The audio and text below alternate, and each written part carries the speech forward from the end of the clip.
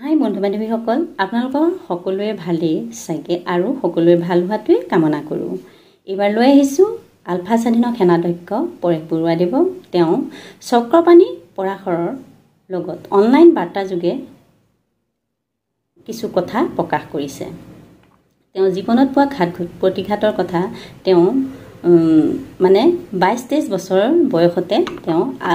অসমৰ স্বাধীনতা বিচাৰি তেওঁ আলফাত যোগদান কৰিছিল আৰু তেতিয়াৰ পৰাই বৰ্তমানলৈকে 39 বছৰ কাল তেওঁ বহুতো ঘাত প্ৰতিঘাতৰ মাজেৰে আগবাঢ়িছে। আৰু তেওঁ যেতিয়া ম্যানমাৰত আছিলে তেওঁ লগৰবোৰে কিমান কষ্টত লগত কেনেদৰে পাৰ কৰিছিলে এই সকলোবোৰ কথা তেওঁ এই বাৰ্তালাপত প্ৰকাশ কৰিছে আৰু বহুতো কথা তেওঁ প্ৰকাশ কৰিছে। বাৰ্তালাপটো অলপ দীঘলীয়া, গতিকে মই এই বাৰ্তালাপখিনি খণ্ড খণ্ডকৈ প্ৰকাশ কৰিম বুলি ভাবিছোঁ। ভিডিঅ'সমূহ দি থাকিম, গতিকে আপোনালোকে সকলো ভিডিঅ' চাব বুলি আশা কৰিলোঁ আৰু বৰ্তমান এই ভিডিঅ'টো আপোনালোকে শেষলৈকে চাব। পৰেশ বৰুৱাইনো তেওঁ যাত্ৰাকালত কি ঘাত প্ৰতিঘাতৰ মাজে আগবাঢ়িছে, কিমান কষ্ট কৰি তেওঁলোক সংগঠনটো আগবাঢ়ি গৈছে, এই সকলোবোৰ তেওঁ প্ৰকাশ কৰিছে। গতিকে আপোনালোকে ভিডিঅ'টো শেষলৈকে চাই লাইক কমেণ্ট এটা কৰিব। লগতে যিসকলে মোৰ এই ভিডিঅ'টো চাই আছে ভিডিঅ'টো ছাবস্ক্ৰাইব কৰি কাষতে থকা বেল আইকনটো প্ৰেছ কৰি দিবলৈ নাপাহৰে যেন। কি পৰিস্থিতিত পৰি আপুনি আপোনাৰ মগজুলৈ আহিছিল যে স্বাধীন অসমৰ চিন্তাটো? ফটকাৰ বোমটোৰ পৰা আপোনালোকে অৰিজিনেল বোম বনাইছিলে? আছে মোৰ তিনিটা হেণ্ডগ্ৰেনেড থকাৰ পিছত এতিয়াতো কৰিবই লাগিব আৰু এটা প্ৰেষ্টিজৰ কথা আছে। মোক কিন্তু যিটো এফেক্ট হ'ব লাগিছিলে অকল শব্দহে বেছি হয়। যাত্ৰাটো ৰাতি ৰাতি হয় আপোনালোকৰ? দিনটোৱে যাব লাগে, দিনটো গ'লেহে আমি ম্যানমাৰ বৰ্ডাৰ পাওঁ। পাটকাই শাহু ওৱানত বহি দিছো এই প্ৰথম তাতে আৰু আমাৰ প্ৰথম যাত্ৰা। তাৰপিছতে আৰু আছে বহুত দীঘলীয়া হ'ব। নমস্কাৰ, মই চক্ৰপাণি পৰাশৰ। চাবলৈ আৰম্ভ কৰিছে বাৰ্তালাপ আৰু এই ভিডিঅ'টো ক্লিক কৰাৰ বাবে ধন্যবাদ। আৰু আজিৰ বাৰ্তালাপত কোন আছে আপোনালোকে গমেই পাইছে। আজিৰ বাৰ্তালাপত মোৰ সৈতে উপস্থিত থাকিব আলফা স্বাধীনৰ মুখ্য সেনাধ্যক্ষ পৰেশ বৰুৱা ডাঙৰীয়া বা পৰেশ অসম ডাঙৰীয়া। তেখেত হয়তো মোৰ লগত সন্মুখীকৈ বহি নাথাকিব, কিন্তু আজিৰ এই বাৰ্তালাপ আমি তেনেকৈ কৰিব বিচাৰিছোঁ। মই তেনেকৈ ছেটআপটো তৈয়াৰ কৰি লৈছোঁ আৰু পুৱা এতিয়া 7:45 হৈছে। তেখেতৰ লগত মই কথা পাতিবলৈ আৰম্ভ কৰিছোঁ আৰু এইখিনিতে কৈ থওঁ যে পৰেশ বৰুৱা ডাঙৰীয়াৰ সৈতে ইতিমধ্যে বহু সাক্ষাৎকাৰ হৈছে। সেয়া টিভি চেনেলত হওক, বাতৰি কাগজত হওক, এটা সময়ত বিভিন্নজন সাংবাদিক বুলি ক'লে ভুল হ'ব, আঙুলিৰ মূৰত লিখিব পৰা কেইবাগৰাকীও সাংবাদিক গৈ তেখেতৰ ওচৰত ইণ্টাৰভিউ লৈছে। কিন্তু মোৰ ভাল লাগিছে যে তেখেতে বাৰ্তালাপক বিচাৰিছে বা মোক বিচাৰিছে আৰু মোৰ জৰিয়তে বাৰ্তালাপৰ জৰিয়তে অসমবাসীক বা আলোচনাপন্থী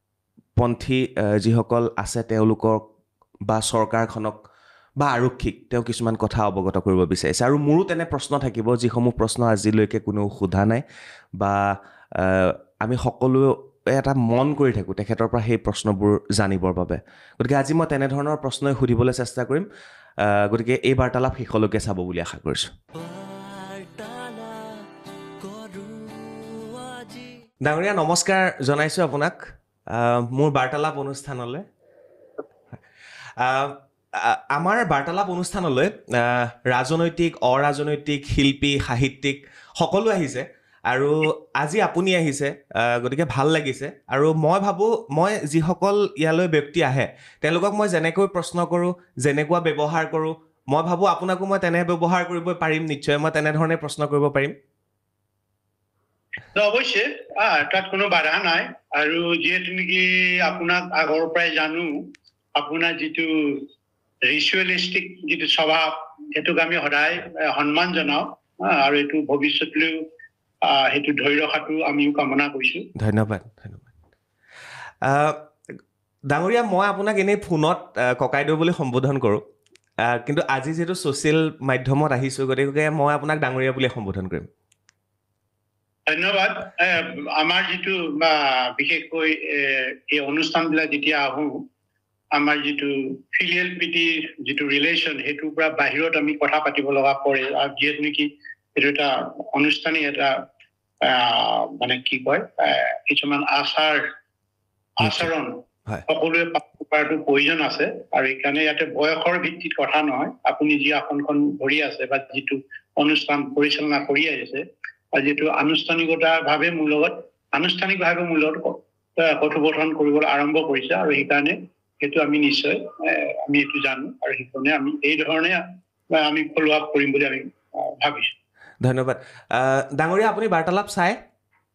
কেতিয়াবা সময় সুবিধা পালে প্ৰায় চাওঁ নিশ্চয় মই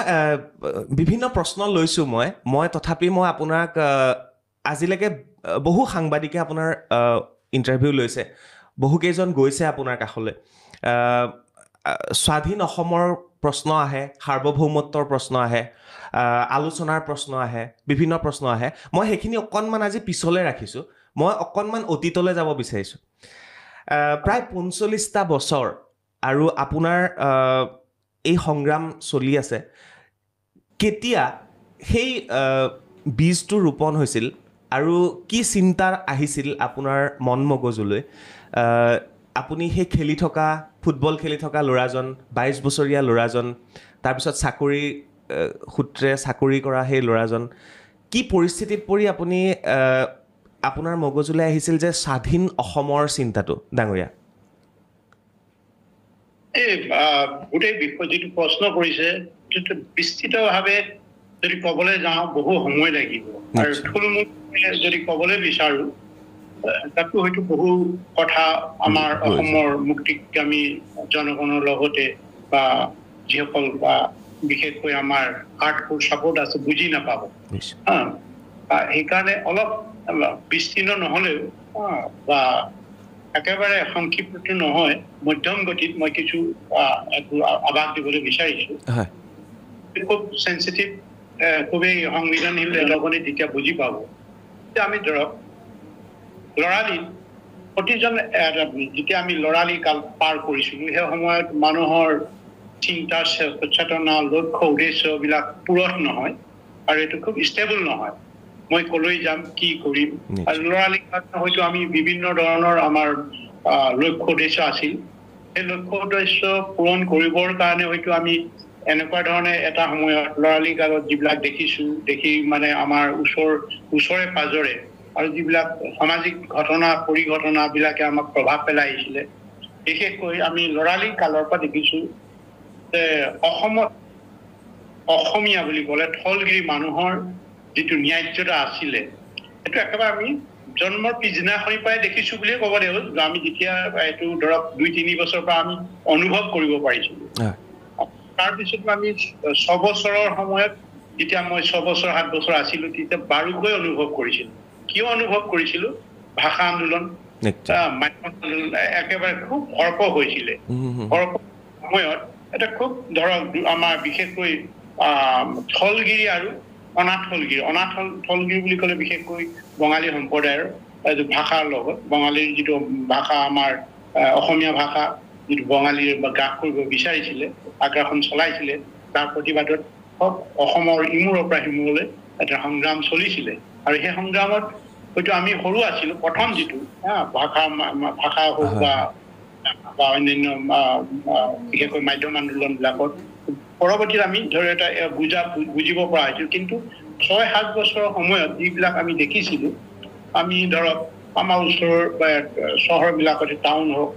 বা পানীতোলা টাউনেই হওক বা চাবুৱাই হওক তিনিচুকীয়া হওক এটা বেয়া প্ৰভাৱ পৰিছিলে অসমৰ সকলো জেগাতে পৰিছিলে কিন্তু আমাৰ তাতো যে নপৰা নাছিলে আমাৰ তাতো বাৰুকৈ পৰিছিল আমি যেতিয়া নিশা হ'লে গাঁৱৰ মানুহ একত্ৰিত হয় আমাৰ দেউতাহঁত গৈ মানে যি ধৰণে গাঁওখনৰ সুৰক্ষা কৰিব লাগে বা সুৰক্ষাৰ দায়িত্বত তেখেতসকল আছিলে আৰু কেতিয়াবা এনেকুৱা খবৰ আহে বঙালী আহিছে বুলি কৈ গোটেই গাঁৱত হুলস্থুল হৈ যায় ঢোল বজায় বিভিন্ন ধৰণৰ অগ্ৰিম সংকেতবিলাক দিয়ে তেতিয়া আমাৰ কি হয় পিছফালে আমাৰ বাইদেউ এগৰাকী আছিলে বাইদেউ এতিয়াও জীৱিত আছে হাবিদি বাইদেউ তেখেতে আমাৰ ল'ৰা চুচুৰাই আমিতো তেতিয়া ৫-৬ বছৰ বা ৭ বছৰ এনেকুৱা আছিলোঁ আমাৰ হাতত ধৰি হাবিলৈ চুচুৰাই লৈ যায় বঙালী পালেহি গৈ আমাৰ দেউতাহঁতে আগলৈ যায় তেতিয়া আমাৰ নিশা 1 বজালৈ বা 2 বজালৈ হাবিত থাকিব লগা কৰিছিল আৰু জ্বলন্ত হাতী আমাৰ হাবিতি বাইদেউ এতিয়াও জীৱিত আছে ডিব্ৰুগড় আৰু তেখেতৰ সন্তান অমৰ্মিত হৈছে আমাৰ সংগঠনত তেখেতে ভালকৈ জানে যে আমি কেনেকুৱা এটা পৰিস্থিতি দেখিছোঁ তাৰ আৰু এটা দ্বিতীয় কথা আছে আমাৰ গোটেই অঞ্চলবিলাকত অকল তিনিচুকীয়া বুলিয়ে নহয় গুৱাহাটী হওক লামডিং হওক ডিব্ৰুগড় হওক বঙাইগাঁও গোটেই অসমৰ সকলো জেগাতে এটা বহিৰাগতৰ যিটো দপদপনি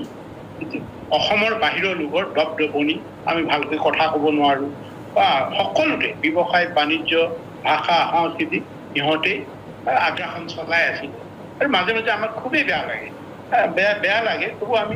সৰু ক্ৰমান্বয়ে কথাবিলাক আমি দেখি আহিছোঁ দেখি অহাৰ পিছত আকৌ আহিলে আমাৰ ধৰক আমি বিভিন্ন ধৰণৰ আমাৰ অসমৰ ন্যায্যতা দাবী সংগ্ৰাম এনেকে শোধনাগাৰ আন্দোলন ভাষা আন্দোলন এইবিলাকতো আমি জড়িত হৈ পৰিলোঁ লাহে লাহে যেতিয়া আমি ধৰক হাইস্কুললৈ ঢাপলি মেলিছোঁ আমি সৰুৰ পৰা আমি অনুভৱ কৰিছিলোঁ যে অসমত কিবা হৈ আছে যে অসমৰ মানুহে যে নিপীড়িত হৈ আছে নিৰ্যাতিত হৈ আছে নিজৰ প্ৰাপ্যৰ পৰা বঞ্চিত হৈ আছে এই কথাটো আমি সৰুৰ পৰাই অনুভৱ কৰি আহিছোঁ অনুভৱ কৰা ইয়াৰ লাহে লাহে যেতিয়া আকৌ ধৰক আমি বিভিন্ন সময়ত বিভিন্ন প্ৰান্তত খেলা ধূলাত বিশেষকৈ মানে মনোনিৱেশ কৰিলোঁ কৰাৰ পিছতো আমি একেই সমস্যাৰ সন্মুখীন হৈ আহিছিলোঁ খেলপথাৰতো যেতিয়া মই ৰেলৱে চাকৰি কৰিছিলোঁ খেলপথাৰটো যি ধৰণৰ মানে NFL টিমটো প্ৰাধান্য হয় বঙালীৰ প্ৰাধান্য বঙালীৰ মেজৰিটি হয় সিহঁতৰ কথাৰ মতে সিলেকশ্যন হয় আমি তেতিয়া মাজে মাজে ডিপ্ৰাইভ আমাৰ যদিও আমাৰ যোগ্যতা আছিলে যোগ্যতাৰ ভিত্তিত আমি ক'ৰবাত যে বঞ্চিত হোৱা এনেকুৱা এটা অনুভৱ হৈছিল ইয়াৰ পিছত আকৌ বিভিন্ন ক্ষেত্ৰত লাহে লাহে এইবিলাকতো দেখিলোঁ মানে আমি ওতঃপ্ৰোতভাৱে শোধনাগাৰ আন্দোলন মই শোধনাগাৰ আন্দোলন আমাৰ চেতিয়া মহাশয় তেখেতৰ লগতে আমি মানে জেললৈ গৈছোঁ হ'ব পাৰে এদিন হ'ব পাৰে 2 দিন হ'ব পাৰে কিন্তু জেললৈ আমাক প্ৰক্ষেপ কৰিছিলে আন্দোলনৰ সময়ত এইটো আমি ল'ৰালি কালত মানে স্কুলৰ যেতিয়া আমি ছাত্ৰ আছিলোঁ বিদ্যালয় বা হাইস্কুলৰ যিটো আমি ছাত্ৰ আছিলোঁ এই আমাৰ হাইস্কুল পানীতোলা হাইস্কুলৰ প্ৰায়বিলাক ছাত্ৰ ছাত্ৰী এই আন্দোলনবিলাকত অংশগ্ৰহণ কৰিছিলে তাৰপিছতে আমি ধৰক যেতিয়া মানে কলেজৰ দেওনা বা কলেজত হাইস্কুল পাৰ হৈ আমি কলেজত যেতিয়া অন্তৰ্ভুক্ত হ'লোঁ বা তাতে কলেজীয়া ছাত্ৰ বা জীৱন আৰম্ভ কৰিছিলোঁ তেতিয়া আমি বিভিন্ন প্ৰান্তত যেতিয়া খেলিবলৈ যাওঁ এই খেলবিলাকতো খেলাৰ সময়তো আমি পাইছোঁ পোৱাৰ পিছতে আমি ধৰক এই খেলাৰ সৈতে তাৰপিছতে আমি গ'লোঁ দেখিছোঁ বা মণিপুৰত যিবিলাক স্বাধীনতাকামী তেতিয়া PLA RPF জন্ম হৈছিলে RPFটো আগতেই কিন্তু UNLF জন্ম হৈছিলে কিন্তু এক্টিভিটিজ যিটো কৰ্মকাণ্ডবিলাক সহজ নাছিলে তেতিয়া প্ৰথমে RPFটো কৰিছিলে RPFৰ সান্নিধ্যত যেতিয়া আমি খেলি আছিলোঁ আমাৰে সতীৰ্থ এইটো বিমান দাস তেখেত ঢুকালে তেওঁ মণিপুৰতে ঢুকাইছে কি কয় ৰিয়েকশ্যনাৰী গ্ৰুপৰ হাতত তাৰপিছতে বিমান দাস আছিলে অশোক আছে অশোক এতিয়া তাৰপিছতে আছিলে প্ৰদীপ গগৈ আমগুৰি তেখেত আছিল আমি তেখেতসকলক পাইছোঁ তেখেতসকলে আমাৰ লগত আমাক পোষ্টাৰিং কিবা কিবি লিফলেটবিলাক দিছিলে তাকো আমি অনা হৈছিলোঁ কিন্তু সেই সময়ত সেইটো 76-77 ঘটনা কৈছোঁ মই অসমত বহিৰাগতৰ বা বিদেশী বিতৰণৰ আন্দোলন আৰম্ভ হোৱা নাছিলে তাৰ আগতেও আমি যিবিলাক দেখিছোঁ বিশেষকৈ আমাক খুব মানে হেৰি কৰে ব্যথা দিয়ে বা আমাক খুব অন্তৰত আঘাত দিয়ে আমি তিনিচুকীয়া চহৰৰ মাজমজিয়াত প্ৰায় কলেজলৈ যাওঁতে আমি পাওঁ যিসকল অনা অসমীয়া মানুহৰ মানে দপদপনি আমাক ভাল ধৰণে সন্মান নকৰে আমি যে মানে ভূমিপুত্ৰ আমাৰ যে ঐতিহাসিকভাৱে মানে আমাৰ ইয়াত নিদৰ্শন আছে বিশেষকৈ তিনিচুকীয়াত সেইটোকো আমাক আমাক মানে সন্মান নকৰে প্ৰতি মুহূৰ্ততে আমাৰ অনা অসমীয়াসকলক মাৰপিট কৰে অসমীয়াসকলক মাৰপিট কৰে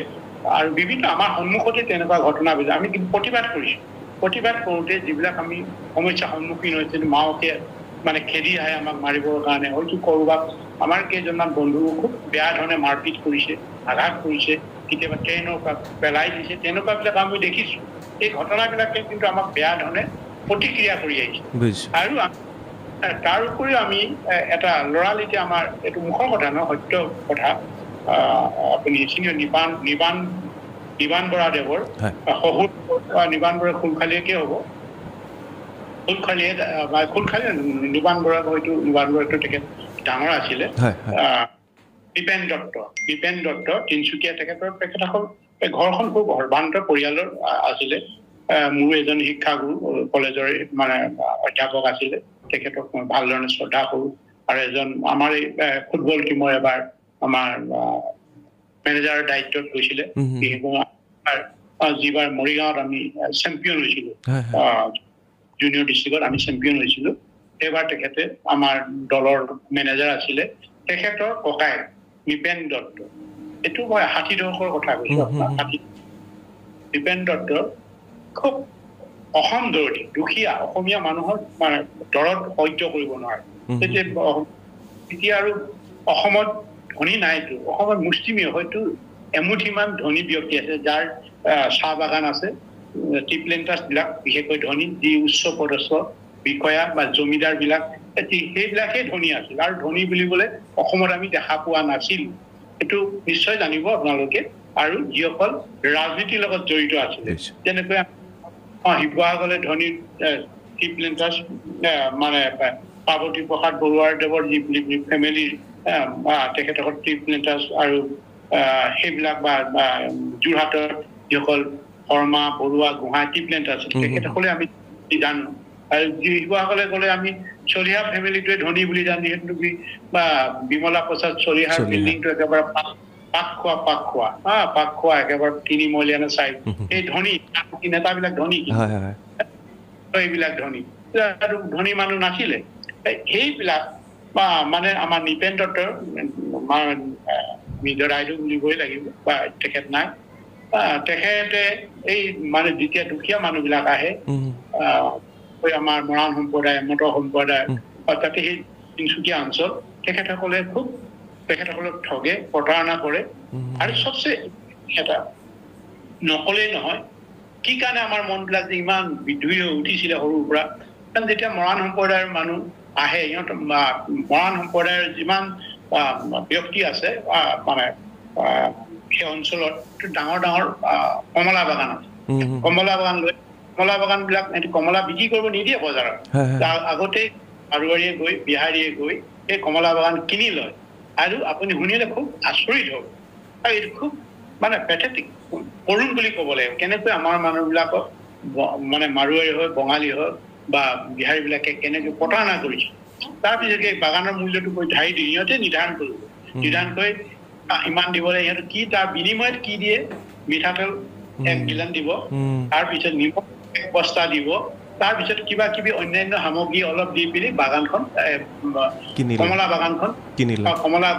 কিনি লয় সেইটোতো হ'ল তাৰ আগৰ ছোৱালী যদি মই আকৌ যাওঁ এইটো কথা মই সেইকাৰণে কৈছোঁ অলপ দীঘলীয়া হ'ব তেতিয়া মানুহে বহু কথা জানে আপুনি ক'ব পাৰে ডাঙৰীয়া একো নাই আপুনি ক'ব পাৰে হ'ল তাৰপিছতে কি হৈছে মানে ধৰক হেৰিবিলাক কমলাবিলাক লোৱাৰ পিছত আপুনি নিশ্চয় জানে তিনিচুকীয়া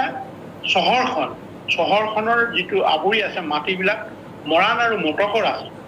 আৰু এই মৰাণ মটক সম্প্ৰদায় দুটা কি কৰে মাৰোৱাৰী আৰু বিহাৰীবিলাকক ইমান চতুৰ সিহঁতি আমাৰ সংস্কৃতিটো বুজি ল'লে আমি এটা তামোলত যে আমি হয়তো এটা তামোল পানেদি আমাক সেৱা কৰিলে সন্মান জনালে আমি হিয়া উজাৰি আমাৰ কোনো কপটতা নাথাকে যে আলহী বুলি ক'লে আমাৰ স্বভাৱগত এইটো অসমীয়া জাতি অকল মৰাণ আৱেগিক জাতি আৰু অতিথি পৰায়ণ ভৱিষ্যতত কিন্তু কথা চিন্তা নকৰে আহি